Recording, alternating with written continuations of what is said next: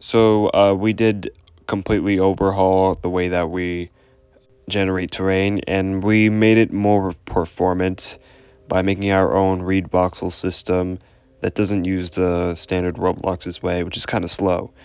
So we've been able to afford putting in way much more noise functions and stuff like that. As you can see on your screen, as a result, we did make caves, and that little neon thing, that's just a sphere that I called the core.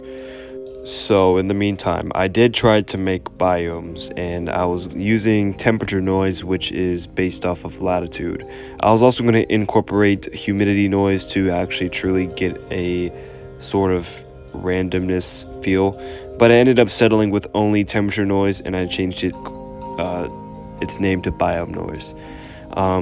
The reason why it worked is I could just use another noise value on top of it to add that sort of randomness feature to the terrain, so it's not just bands as you see.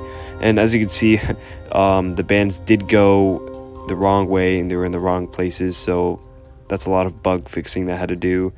But it ended up being a simple bug fix anyways.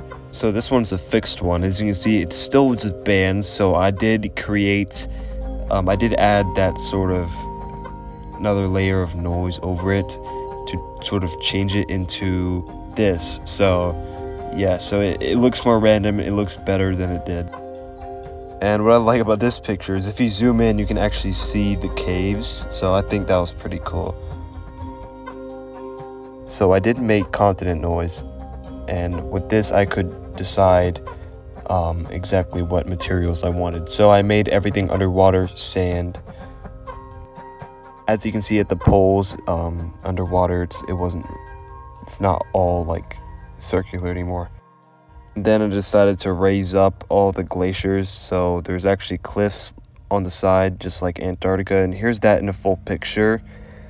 And then I started to create mountains using negative absolute values, and then I dictated if it's in a mountain area, then you make it rocky, and if it's above a certain altitude, then it'll be snowy.